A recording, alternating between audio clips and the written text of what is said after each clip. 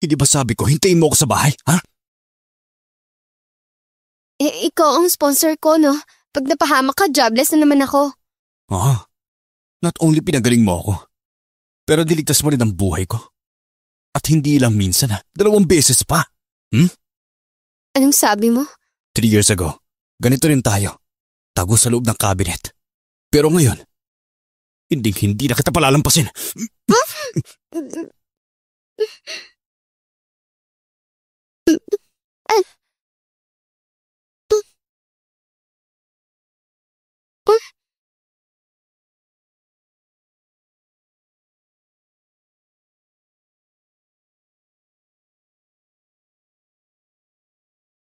Mukhang bad trip si Young Master ngayon. Sino na naman ang nakagalit sa'yo?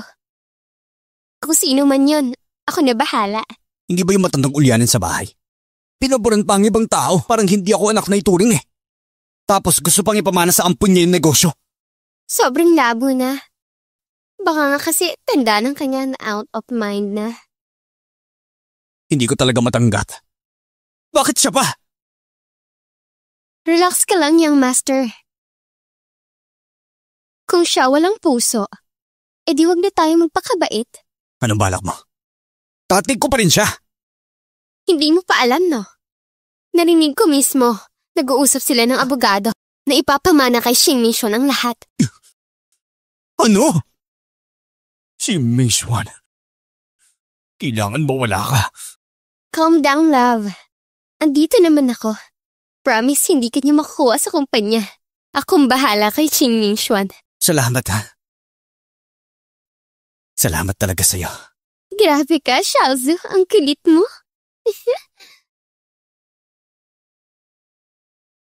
Tan. Nagustuhan mo ba?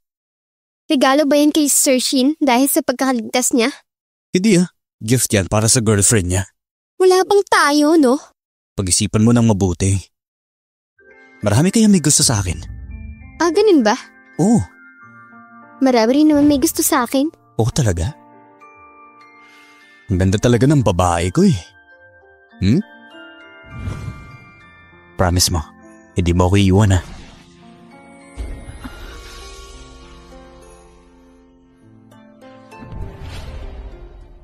Chairman, ayon sa report na nakuha namin, sina Zhang Luan at Young Master ang nag-utos kay Mr. Lu. Nagulin si Sir Shin at ang balak. Anong balak?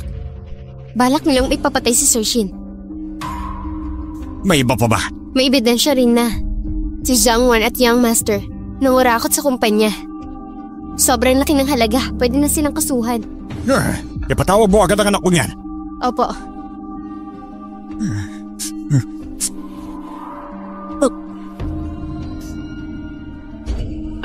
Mingxuan. Hello? Si Mr. Shu. Wala si Mingxuan ngayon. May gusto ba kayong ipaabot? Itong sabihin mo sa kanya. Dalhan niya ulit ako ng gamot. Naubos na yung pinili niya para sa akin. Okay po. Ihahatid ko po mamaya. Salamat. Yung gamot niyang last time? Hello? Kasama ba si Mingxuan? Hindi ate. Bakit ba hinahanap si kuya? Tumawag kasi si Mr. Shu, ubos na raw yung gamot niya. Ako raw magdadala. Huli ko siyang nakita naglagay na ng gamot sa locker na storage room eh. Sige, noted. Dad, makinig po kayo sa paliwanag ko. Lahat ng to misunderstanding lang. Misunderstanding? Lahat ang inamin na niluwa. Dad, hindi ba kayo naniniwala sa akin? Anak mo ako, Dad. Tignan mo nga yan. Ilang taon na ginagawa ni Zhang Luan ang mga illegal na kalokohan. Kompletong ebidensya.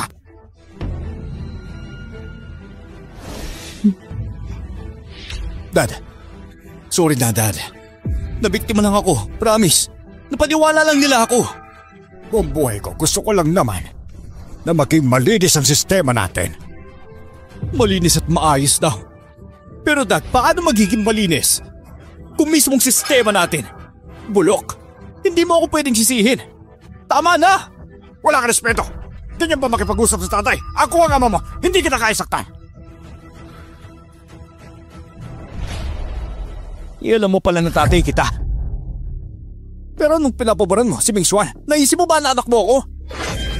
Nung iniabot mo sa kanya ang kumpanya, ako ba ang inaisip mo? Anak, ang Cunha Group, isang napakadelikadong mundo. Kailangan mong matutong lumabas para mabuhay. Ayoko na makipagtalo. Kumuha ka ng gamit mo. Lumayas ka na. Lumipad ka na sa ibang bansa. Hindi ako alis. Hindi pwede. Gusto kong makita kung paano mo ako mapapalis. Walang utang na loob. Pa! Bilis! Tawagin ng doktor! Young Master, bawal tumawag ng doktor. Siya ang papa ko. Kung walang doktor, baka mamatay siya. Young Master, pag nalaman Shin Ming-shun na ikaw ang nagpasama kay Sir, tiyak nangyari ka sa kanya. Pati sa board ng kumpanya, delikado ka. Anong gagawin natin? Matagal na yung sakit niya. Umiinom siya ng mga maintenance meds. Oo nga. Hanapin ang gamot. Ito na. Bakit walang naman? Boss Chu! Ano nangyari? Ano nangyari sa boss? Guanling, ano ginagawa mo dito? Ako nagdadala ng gamot niya. Bilisan niyo, tumawag kayo ng ambulance! Hindi pwede! Pag nalaman ni Big Bro na ako ang magbabagsak kay Papa, papantayin niya ako! Anong oras na? Ang gagawin mo? Hayaan mo na bang tumawag sila ng ambulance? Gamot. May dala siyang gamot. Meron yan, sigurado ako.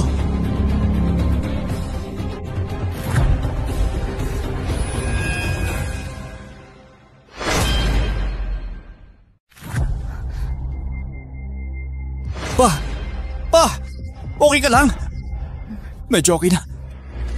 Yo, Master, ano next move natin? Kung makita siya ni Shinman, paano natin papaliwanag? Ano sasabihin natin? Pa, matanda ka na. Ipasmagal na lang natin siya palabas ng masa at sabihin natin nagpapagaling siya dahil hindi maganda ang pakiramdam niya. Shin Ming-xuan, simula ngayon, ikaw at ako na lang ang magkaharap. Pa! Anong nangyari sa'yo? Pa! Wala na siya. Hindi pwede. Kanina okay pa siya eh. Hindi to heart attack. Mukhang lason. Lason? Shin Ming-xuan, ikaw ang may gawa nito. Yo, Master, ano gagawin natin? Traitor ka. Ang bait ni Papa sa'yo. Tapos ginamit mo pa si Guanlin para magdala ng lason. Hindi ko kayo palalampasin. Tito Juan, may pumatay kay Papa.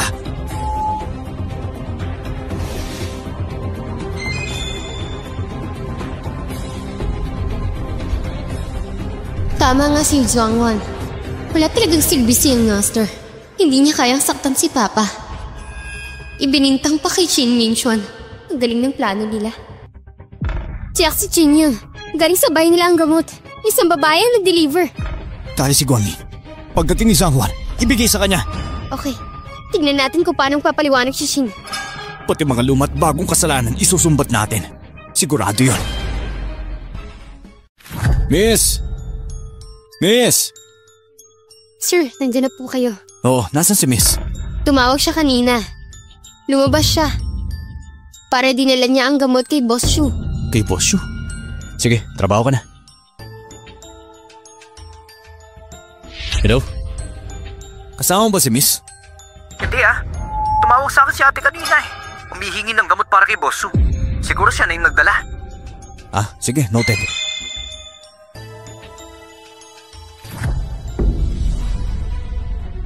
Boss Shu, grabe naman. Ang sama na sinapit mo.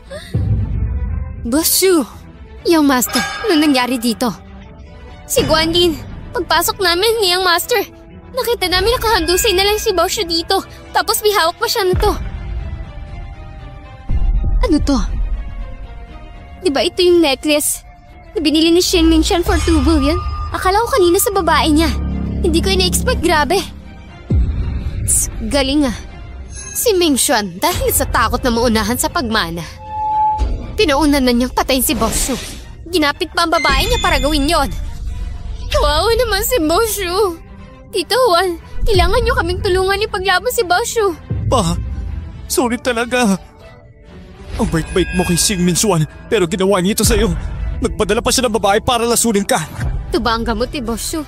Dahil dito sa kanya, namatay. Young Master, don't worry. Hindi ko palalampasin to. Paglalaban ko si Boss Shu.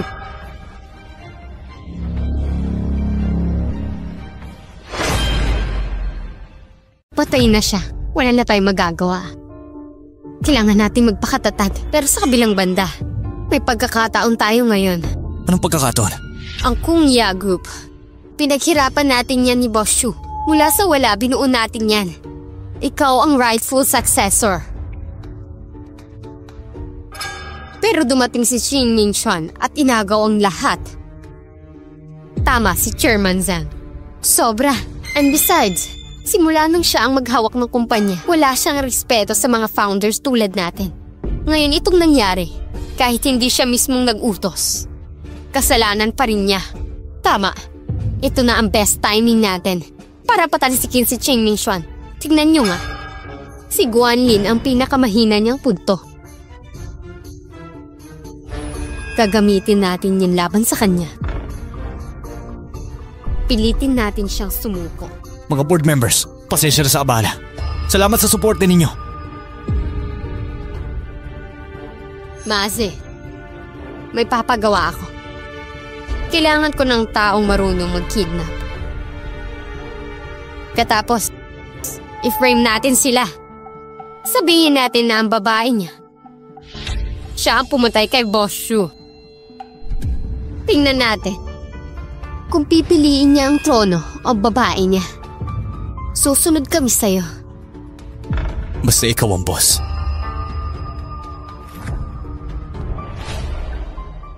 Sino kayo? Bakit niyo ako binibihag? Uy, baby. Baby girl pala, ha? Si Masi. Oh, naalala mo pa pala si Kuya Masi, no?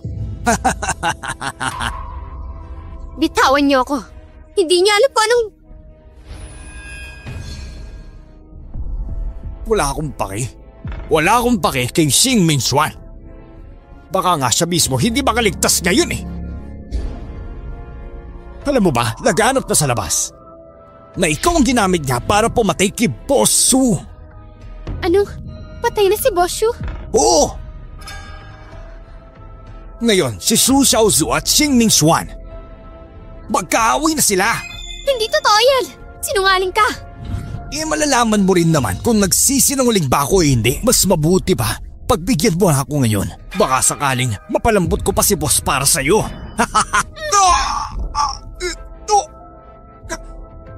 Walang yakang babae ka. Ang lakas mong mangganti ah. Sigaw ka man dyan. Sumigaw ka man dyan. Wala kang matatakbuhan. Halika. Anitawan mo ako! Papatayin kita! Boss, ikaw pala yan. Ayaw niya sumunod eh. Tinuturuan ko lang ng aksyon. Tiisin mo muna. Huwag mo sirain ang plano ni ate. Opo. Guanlin, kasalanan mong sumama ka sa maling tao. Si Master Shu namatay dahil sa gamot na binigay mo. Ano sa tingin mo? May laban pa ba kayo sa akin? Ha? So what? Kahit kailan hindi ka magiging number 1 dito habang buhay kang second choice.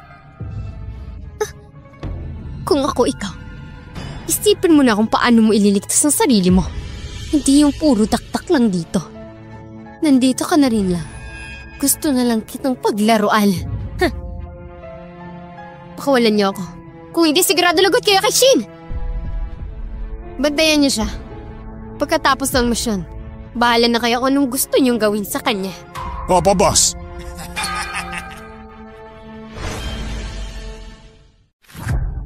Master Su! Master Su! Gano'ng katagal na siya nawala? Kalahating araw na. Pagpasok namin ni Yancy, nakita namin siya, nakahantusay. Nalaman lang sa atin ang pagkamatay. Dahil daw sa gamot na to. Hindi ba? Yan yung gamot na ako mismo ang bumili para kay Master Su. Matagal niyang iniunom niya na. Wala namang problema doon. Oo nga, taon na ang binilang. Okay, ito. Kwintas ni Guanlin. Bakit nasa iyo yan? Nung namatay si Papa, hawak-hawak niya ang kwintas na yan. Sabi ng doktor na lason siya. Ming-Xuan, ang importante ngayon mahanap si Guanlin. Wala tayong makonta kahit sino. Baka naman, tumakas na siya. Anong sinasabi mo? Kuya, alam kong mahirap paniwalaan. Pero bakit? Nasa kamay ni Papa ang kwintas niya. Nakakapagduda, di ba? Oo, kakaiba talaga. Iniimbestigan ko. Pero hindi sapat ang kwintas lang para husgahan siya. Hindi natin pwedeng pasaysisi kay Guanlin. Si Guanlin, binola ka lang yan. Nakalimutan mo na si Papa mo. Hindi ko siya nakalimutan. Sinabi ko nga, iniimbestigan namin. Okay, paano wala na siyang kahit anong trace?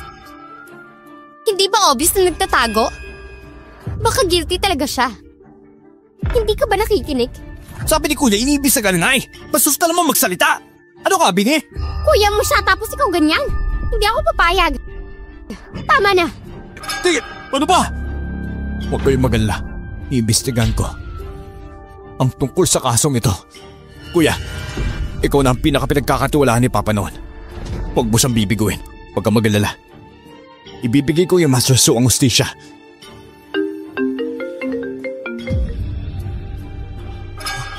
Nasaan ka? Please, huwag mo siyang sasaktan. Parating na ako. Kinidnap si Guanlin. Kuya, tatawag ako ng mga tao. Huwag. Ako lang ang pinapapunta. Delikado si Guanlin pag sumama kayo. Maghintay kayo dito. Pagbalik ko, saka natin imbestigan ang lahat. Sige. Sigurado akong hindi simpleng kaso ang pagkamunta ni Master Shu. Dinukot din nila ako para gamitin laban kay Ming-Xuan. Gusto nila siyang pwersahin. Hindi ako papayag. Kailangan ko makatakas.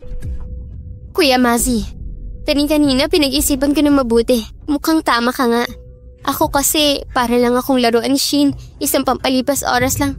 Alam mo na, pag ayaw na palit agad ng bago. Buti pa nga napansin ako ni Kuya Maz. Sinabi mo kanina, totoo pa ba yun? Oh, napaisip ka na rin pala? Ngayon alam mo na kung gaano kita kamahal. O siya. Paano mo naman ako pagsisilbihan, ha? Kahit anong gusto ko, tanggalin mo muna to. Para naman makagalaw ako ng maayos. Anong trip mo ngayon? Ang dami niyong tao dito, paano ako makakapag-trip? Hindi rin ako mananalo. Pakawalan mo lang ako, ibibigay ko ang gusto mo. Kahit ano. Ha! Wala kang takas. Hawak ka na ni Kuya Massimo.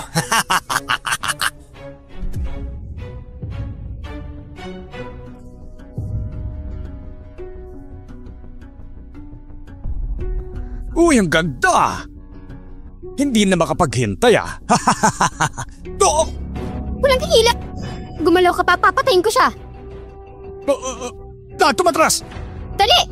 Maghanda kayo ng sasakyan full tank! Kung hindi, papatayin ko siya! Kala mo makakalusot ka pa ha? Pero sayang, walang sasakyan dito. Wala ka ng takas! Tipid-tipid ka na lang ng lakas. Hindi ka na makakatakas ngayon! Makinig ka, Mazi.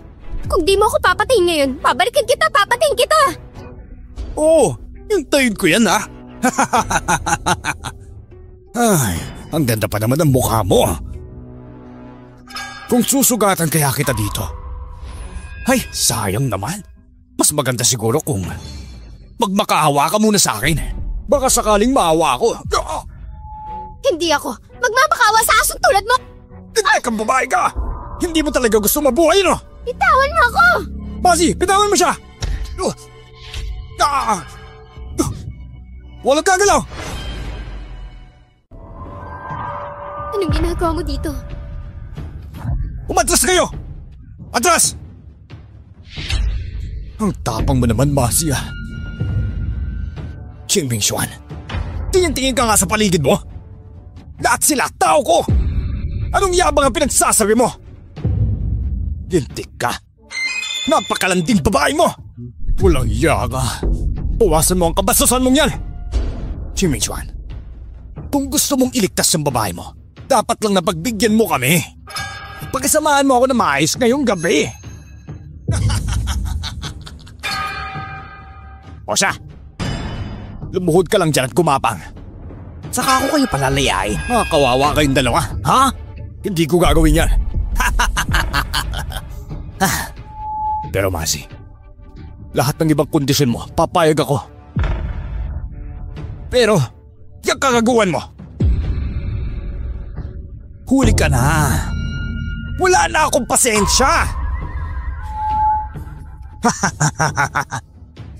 Lumuhod ka na. Sige. Wag. Wag. Huwag kang lumuhod.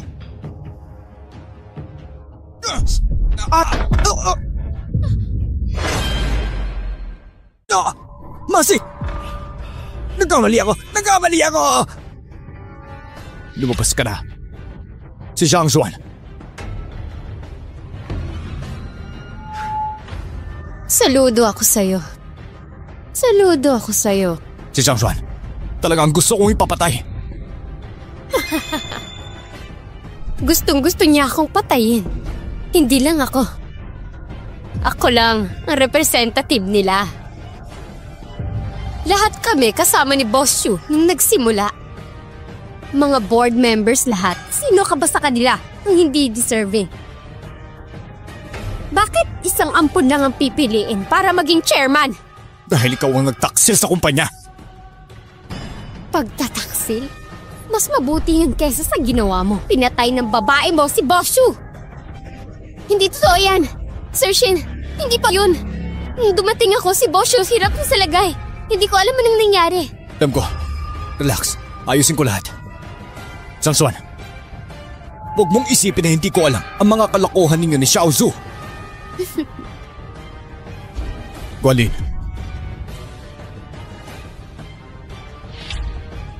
Ngayon, pakinggan mo ang lahat ng ito. Zhang Guan, huwag mong isipin na hindi ko alam na kayo ni Xiao Zhu sa mga ginagawa niya sa likod ko. Guanlin, pakinggan mo to kung ano to. Ang kailangan niyo nang gawin sa harap ni Shin Minchuan. Siraan ng babae niya. Sabihin siyang pumatay kay Boss Shu. Tingnan natin. Pipiliin ba ni Shin Minchuan ang kapangyarihan o pag-ibig? Susunod po ako sa inyo. Zhang Xuan, akala mo ba ordinaryong kwintas lang yan? Ting Minchuan, may plano ka na pala? Zhang Xuan, dahil kay Boss Shu. Pinalampas ko noon, pero ngayon ibang usapan na to. Pakawalan mo kami, ngayon din! Tinatakot mo ba ako? Kung ganon, magkakasama tayong lahat sa kapamakan. Sugunin! Huwag kayong nilapit! Huwag kayong nilat! Kuya! Sugunin sila! Huwag kayong nilapit! Huwag kayong nilapit! Kuya! Yan no, huwag mong palayasin sila. Guanlin, mauna ka na sa kotse. Delikado dito. Yan no, bantayan mo siya.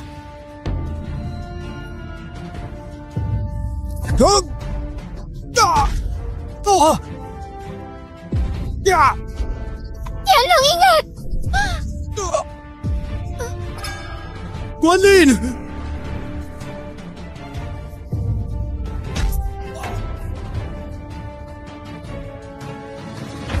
Guanlin! Guanlin! Ikaw na naman, bruha ka. Kung alam ko lang noon, pinatumba na kita! Zhang Xuan! Naga ka! Sugurin siya! Huwag kang bibitaw! Tumakbo ka na! Bilisan ninyo! Guanlin! Guanlin! Dali, sa ospital tayo! Guanlin! Guanlin! Guanlin! Wala mangyayari sa'yo! Tabi po tayo. Dadala ang pasyente.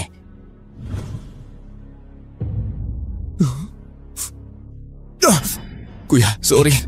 Hindi ko na siya naprotektahan. Patawarin mo ako pakiusap. Hindi mo kasalanan. Talagang ganyan siya. Hindi marunong mag-ingat. Laging inuuna ang iba. Hindi na bago sa kanya ang ganyan. Kuya, kang mag-alala. Next time, I'll protect her. Kamusta na pala? Kay Jianming. Kuya, kamusta ka na? Sabi ni John may inatake ka raw, kaya agad ako pumunta. Hindi ako. Si Kuan Lin. Kuya, sarwa kasing bait. Kahit niloko ka na, grabe ang bait mo pa rin sa kanya.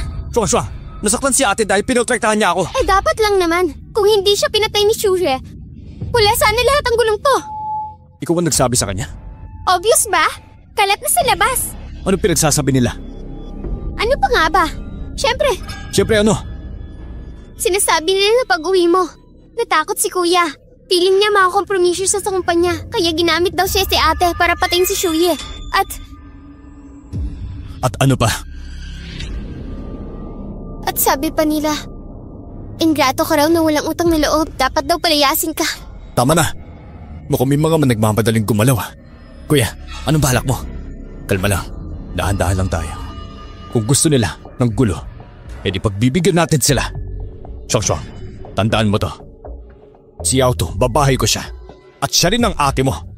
Gusto ko mula ngayon, re-respetuhin mo siya. Ako?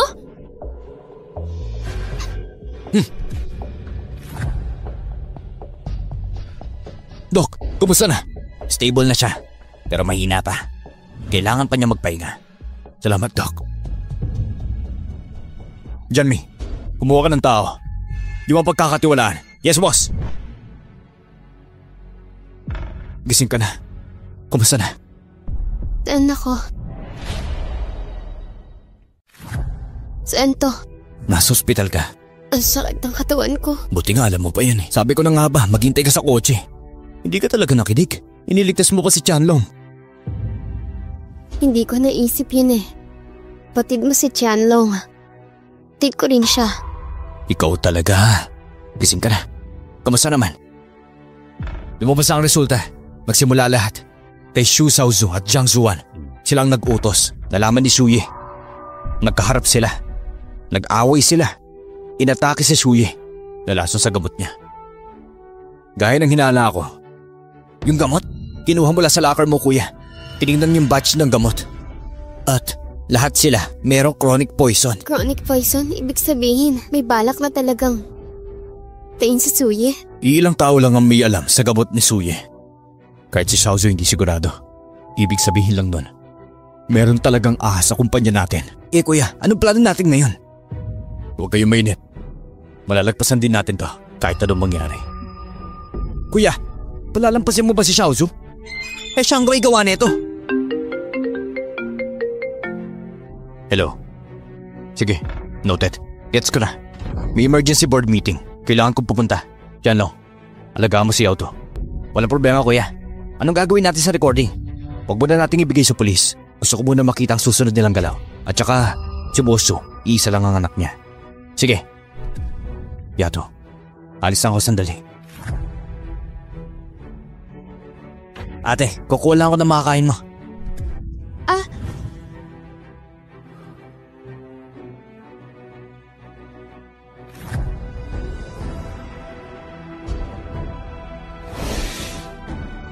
Chalwin!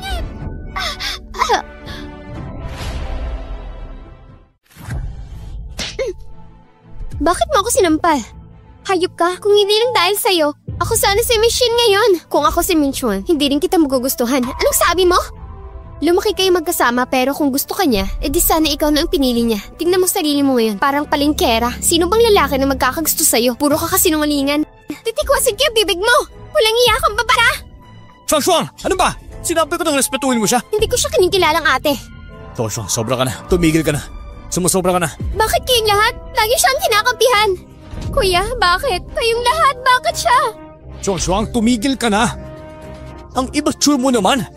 Kuya, kapatid mo ako. Bakit siya ang pinagtatanggol mo? Kasi nga siya ang ate mo.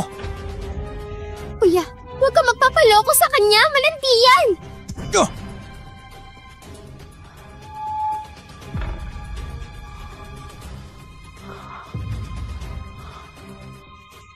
Simula sa pagkabata, hindi mo ako sinaktan.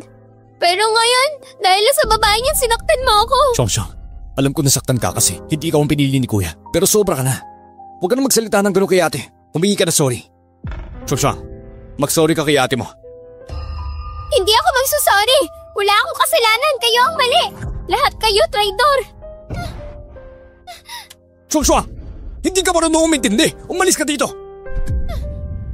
Hindi mo na ako kailangan nito, boy. Aalis ako! Pasensya ka na. Ako may kasalanan. Ganyan talaga si Shuang. Matabil ang bibig. Huwag mo nang dibdibin yun. Okay lang ako. Huwag lang siyang lalampas sa limit, hindi ko siya papatulan. By the way, parang may mali sa pagkamatay ni Bosyo. Parang may hindi tama. Simula nung namatay si Bosyo, bigla silang nagpa-board meeting. Sigurado ako, may taong nasa likod nito. Taba ka ate. Kung si Xu Shaozu, hindi niya kayang magulo ng ganito kalala. Pumunta na kayo sa kumpanya, hanapin niyo siya. Eh ikaw? Okay lang ako, sige na. Mga board members, alam ko na ang narinig niyo na ang nangyari sa tatay ko. Salamat sa tiwala ninyo. Tatanggapin ko ang responsibilidad. Ako si Xu Shaozu. At pinapangako ko, hindi ko bibiguin kayo. Mga sir, board meeting pala pero hindi ako na-inform.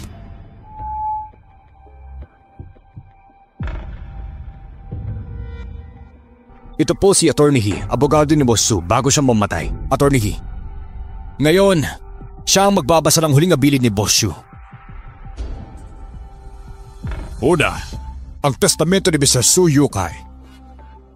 Ang lahat ng savings niya, properties pati overseas funds, lahat yun ipapamana sa nag-iisang anak, si Xu Shaozu. Pangalawang punto, sa Kunya Group, ang 30% shares ni Mr. Su Yukai ipapasa kay Mr. Shin Ming Quan. Pangatlo, ang bagong chairman ng Kunya ay si Mr. Shin Ming Quan. Narinig niyo namang lahat, hindi ba? Pero hindi pa tapos ang investigasyon sa pagkamatay ni Mr. Su. At kaming matatanda rito, buhay na ba na kami? Baka naman may kinalaman si Mr. Shin sa nangyari kay Mr. Su. Siguradong lilinawin niya ng pulis. Kung last will ito ni Mr. Su, kung kontrata ka, ibig sabihin kinukestyon mo siya? Naintindihan ko ang duda ninyo.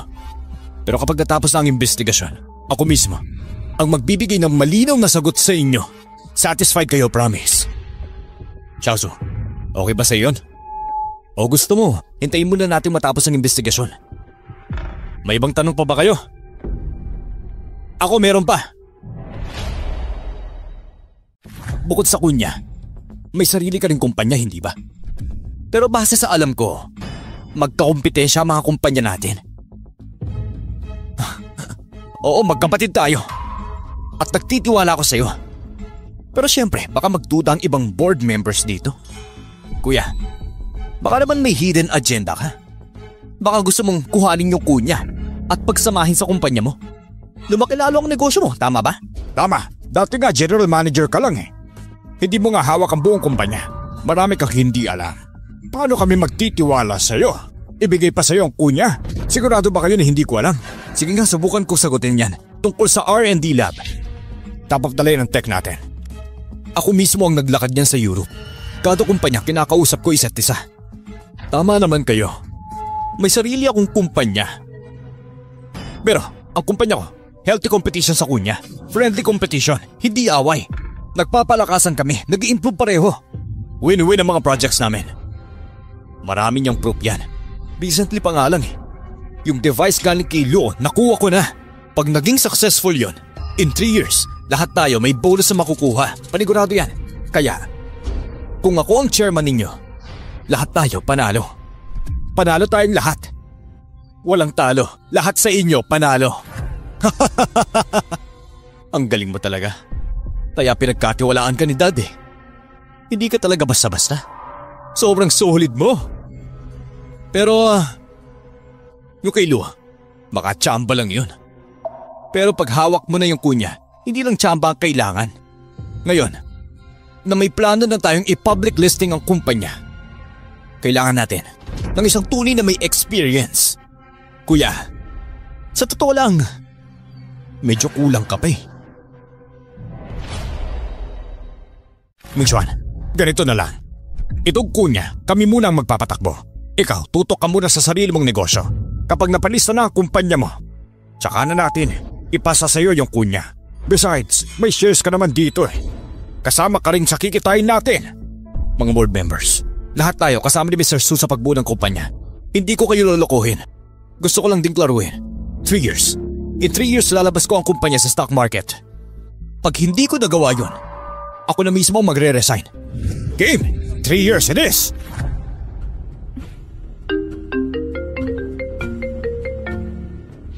Xiaoyan, papunta na ako. Ano nangyari? Si Xiaoyan may nangyari, kailangan ko na umalis. Kasama ko. Hindi na, may meeting ka pa diba? Si Qianlong na lang sasama sa akin. Mas okay nga. Tara na. Xiaoyan! Xiaoyan! Huwag ka na lapis, pabayaan mo na ako. Huwag ka na lumapit. Xiaoyan, kalma ka lang. Tingnan mo ako. Ako si Guanlin. Ate Lin, Kuya Dragon. Xiaoyan, sabihin mo sa amin ano nangyari. Si Shupei.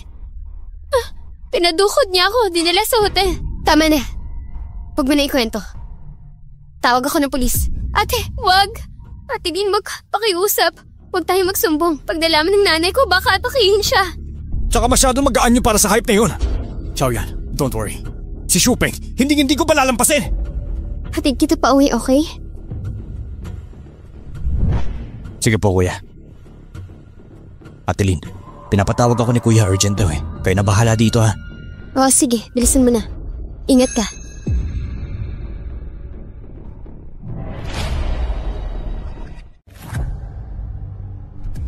Magandang araw. Pasensya na po. Mag-blindfold kayo. Ano to? Bakit? Rules namin yan. Huwag na magtanong. Rules are rules. Susundin na lang namin. Hintayin niyo na lang ako dito.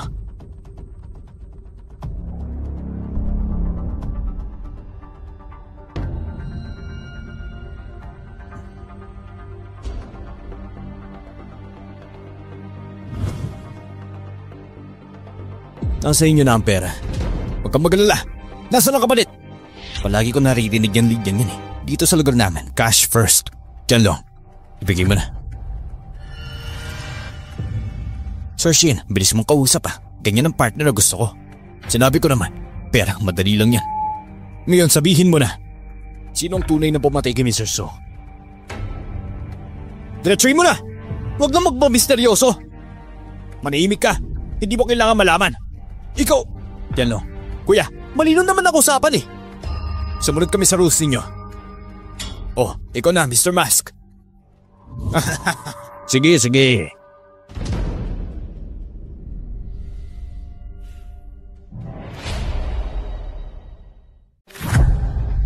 Ang bar shitong namin, matagal nang kilala. Marami na kaming naging client. Sir Shin, ikaw ang pinaka-impressive. Salamat naman sa compliment. Straightforward lang ako. Walang pasikot-sikot, walang paligoy-ligoy. Sinunod namin ang lahat. Pwede ba rinig na ang balita? Gusto namin malaman kung sino ba talaga. Siyempre naman. Namatay nga siya dahil sa gamot. Sa ikatlong araw pa lang may lead ng polis. Nahuli na nila ang pharmacist at umamin siya. Personal vendetta daw niya ang ginawa niya. Pinalitan niya ang gamot ni Mr. Su. Pero simple lang naman talaga ang dahilan ng isang maliit na pharmacist. Hindi yata eh. Mukhang may mas malalim pa dito. Talaga bang gagawin nila yun? At saka, pagkatapos maaresto ni Zhangwan, kinabukasan pagkamatay niya, naglasan daw siya. Sabi ng iba, dahil daw sa konsensya. Pero sa totoo lang, hindi ganun kasimple ang lahat. Ganun lang ba yun? Siyempre hindi lang yun. Hindi ba kayo curious? Kung bakit? Nagawa ng pharmacy sa patayin si Mr. Su? At bakit biglang nagkaroon ng 2 million sa account niya sa Amerika? Hindi ba kayo nagtataka? Baka naman, may sariling kalaban ka sa sarili mong kampo. Mga tao ko, pwede. Pero safe ang security ni Sir Chin. Hindi basta makapasok. Pero may isang tao sa tabi mo na matagal nang nagtago. Pinag-aralan na namin yan dati pa. Pero hindi pa rin namin matukoy. Sa dami ng mga tauhan mo, may clue ka ba kahit papaano? Pasensya ka na ha. Sobrang taguin taong yan. Hanggang hint lang ang kaya naming ibigay. Kahit marami kang tao, konti lang talaga may alam. Palagay ko, makikilala mo rin siya. Sigurado, base sa mga clues na to, Sir Shin, makikita mo rin siya. Sige. Salamat. Yun na lang muna. Wala ka naman. Janmi, ba't ka nandito? Kuya, sabi ni third brother may traitor sa kumpanya. Galit na galit ako nun, kaya dumiretso ako. Ganun ba? Alam mo na ba ang pagkamatay ni Zhang Zuan? Narinig mo na ba? Kakabalita ko lang. Feeling ko scammer yung tao na yun. Nasa kanya ang 2 million, pero wala namang nakuha. Wala siyang sinabi kahit ano. Kuya, ano bang meron sa'yo? Bakit ang tensyonado mo? Wala naman. Nag-aalala lang ako kay Kuya eh. Sobrang dami ng trabaho sa kumpanya. Wala akong silbi sa pag-imbestiga kaya guilty lang ako. Feeling ko wala akong silbi kay Kuya. Baka naman, talaga may problema sa mga tao mo. Hoy, Jianming. Ano pinagsasabi mo dyan? Ulit-ulit sinasabi ni Kuya, kayong magkakapatid ang pinaka-inaasahan niya. Ngayong may gulo sa kumpanya, kailangan niya rin kayo. Kung wala kayo, hindi rin niya kakayanin lahat ng to. Sige na, upo ka muna. Upo na. Kuya, sigurado kayang traitor sa grupo? Meron ba talagang gano'n? Ano? May traitor sa grupo? Sinong gusto manida kay Kuya? Grabe, hindi mo rin nakakalahin, di ba? Mabait naman si Kuya sa lahat. Sino kaya ng traitor? Si Kuya, hindi naman siya palaaway. Pati nga mga tao ni Xiaozu hindi rin mapenetrate. Sino kaya yun? Wala bang ibang clue? Wala eh. Masasabi lang, tao lang daw niya ang traitor. Ganun lang? Nagbayad ka ng 2 million para doon? Sayang naman ang pera mo. Lalaki talaga. Patapon ng diskarte. Pero okay na rin yun, huwag kang mag-alala. Kahit papaano, may lead tayo ngayon. Hindi katulad dati para bulagtan tayo noon. Kuya, pwede kayang si Chairman Wang? Mukhang imposible. Wala naman talagang alam si Chairman Wang. Hindi niya alam yung tungkol sa gamot. Sa ugali niyang saling pusa. Hindi siya ganun katalino, no? Sino kaya may gawa? Sa board, si Zhang Wan at Chairman Wang lang ang kalaban natin. Yung ibang board members, okay naman sa atin. Wala namang problema sa kanila. Feeling ko, may connect to kay Young Master. Malakas ang kutob ko, baka may tao siya sa loob. Ganun ba? Si Young Master pala ang bumili ng tao sa loob ni Big Bro. Pero wag ko munang magpahalata. Tahimik lang tayo habang iniimbestigahan to.